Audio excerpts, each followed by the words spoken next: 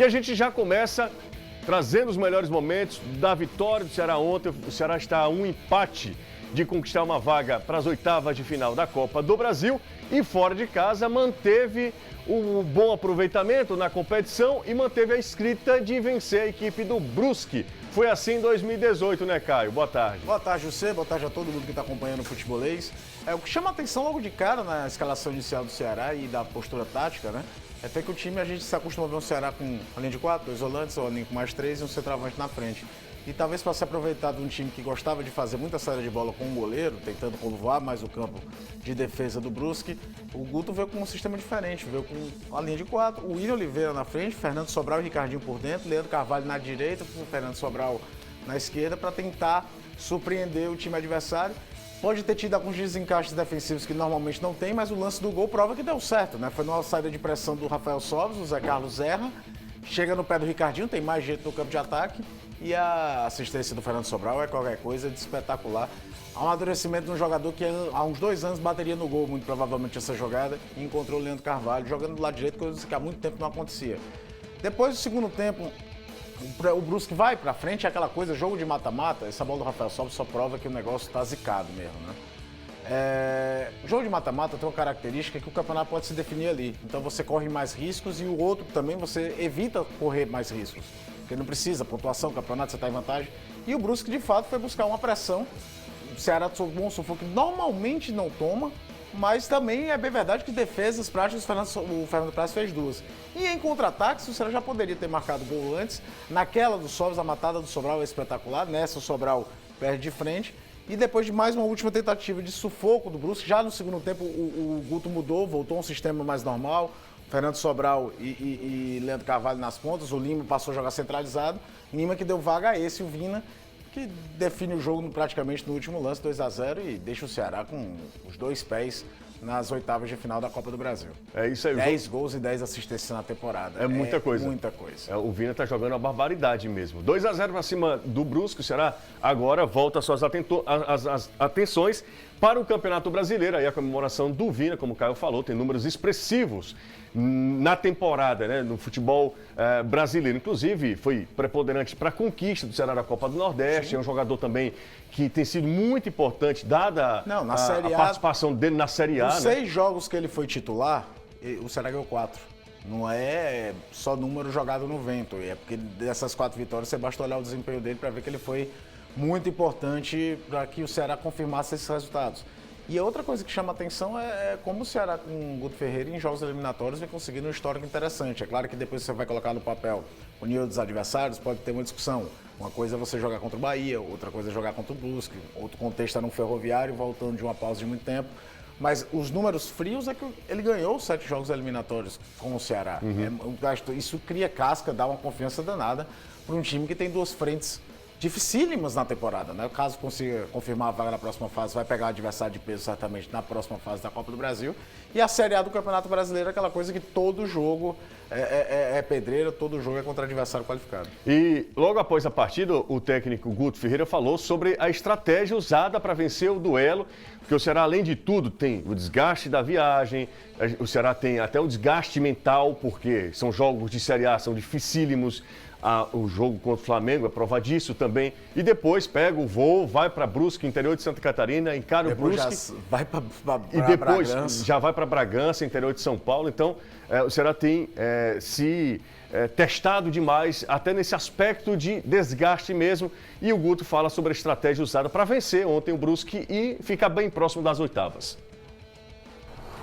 No primeiro tempo, nós optamos para buscar brecar que o jogo, os 2 volantes jogam muito, tanto o Rodrigo Potiguar quanto o Zé Matheus. São 2 jogadores que alimentam o jogo, junto com os 2 extremos, alimentam todo o jogo do Brusque, e ainda o Thiago Alagoano, que é um cara que se enfia como quarto atacante e sai para armar quando o time ganha o campo ofensivo. Então foi uma maneira que nós achamos de tentar brecar. Não foi tão efetivo do jeito que a gente gostaria, mas conseguimos fazer com que eles não tivessem uma chegada efetiva em termos de finalização clara de gol. Acho que a nossa defesa trabalhou bem. E tivemos a possibilidade de ganhar corpo de fazer as marcações que a gente necessitava, a roubada de bola que originou o primeiro gol e depois o segundo tempo ficar mais fácil para buscar o segundo gol em cima do espaço que a equipe adversária cedia. Bom, um detalhe importante, o Ceará é time de Série A, o Brusque está na Série C. Há uma diferença clara, óbvia, nesse aspecto. Só que na Copa do Brasil, o Brusque tinha 100% de aproveitamento, coisa que o Ceará não conseguiu na competição. Então isso só valoriza mais, né, Danilo Queiroz, a vitória do Ceará, o resultado. O Ceará quebra essa invencibilidade do Brusque e o Ceará agora está muito próximo das oitavas de final.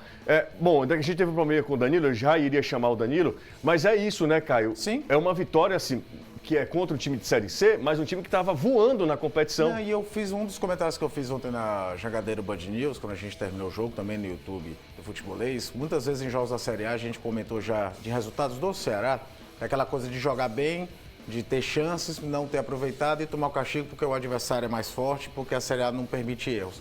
O Brusque pode levar um pouco disso para ele, porque na hora que ele deu vacilo, o Ceará que é mais time aproveitou. Mas é uma equipe que tem, se conseguir manter a base, tem o Alexandre lá no ponto esquerdo, fez o Samuel Xavier suar frio ontem. É um time que vai brigar por acesso na Série C, certamente. Danilo, você também pensa dessa maneira? Boa tarde para você, tudo bem?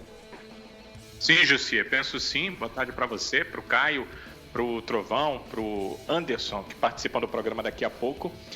Esse 100% de aproveitamento demonstra o quanto a competição, ou seja, a Copa do Brasil, era e é importante para esse time do Brusque. Eu não tenho dúvidas que no jogo da volta, mesmo sendo na capital cearense, o Brusque não vai entregar os pontos, né? Vai espernear, vai colocar o seu melhor, vai tentar reverter o resultado, como o Guto disse na sua fala depois do jogo, né? Na coletiva.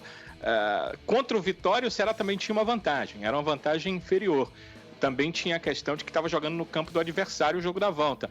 Mas em poucos minutos a vantagem estava revertida. Então o Ceará precisa tomar muito cuidado nesse jogo da volta. Mas não dá para a gente deixar de falar que o Ceará conseguiu impor uma vantagem muito boa num gramado que não era dos melhores e pelo jogo a gente percebeu que as equipes sentiram, e claro, o Ceará, por ser mais técnico e por ter menos conhecimento do campo, sentiu um pouco mais. Some-se a isso, Jussi e Caio, que o Ceará treinou com o Thiago e na hora do aquecimento perdeu seu zagueiro titular. Que estrela desse rapaz de 21 anos chamado Lacerda, que ontem voltou a fazer uma boa partida. E somado a essas questões, a questão de que teve a viagem, um outro jogo no sábado, o Guto procurou poupar dentro do jogo, até com as alterações e com a não escalação do Vina de início, atletas, porque sabia do desgaste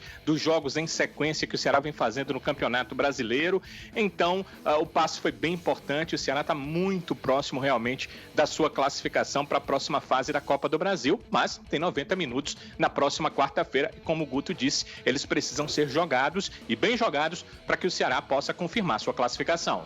Pois é, o Guto também falou, né, sobre o momento que o Ceará sofreu uma pressão, porque nem contra o Flamengo o Ceará teve isso, né? Contra o Flamengo foi um jogo muito mais teve seguro. Alguns momentos do primeiro tempo que o Flamengo pode ter desperdiçado chance, mas sufoco, aquela coisa de estar pressionado dentro da própria área, isso não aconteceu, não. E aí o Guto, obviamente, que elogia a defesa. O Danilo estava falando que o Ceará não teve a defesa principal, porque o Thiago sentiu na hora do aquecimento.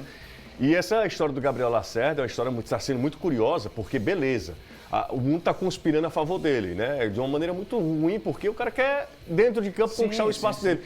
Mas o cara, ele consegue, nas piores situações possíveis, se sobressair. Ele consegue aproveitar. No último jogo que ele falha feio. Falha feio. O último jogo dele foi o jogo contra o Inter, que ele joga, ele erra, nem jogar tão mal, mas tem um erro capital, que aí qualquer nota que você desse naquela questão de pontuação diminui bruscamente, decide o jogo ali, e vai para outro jogo.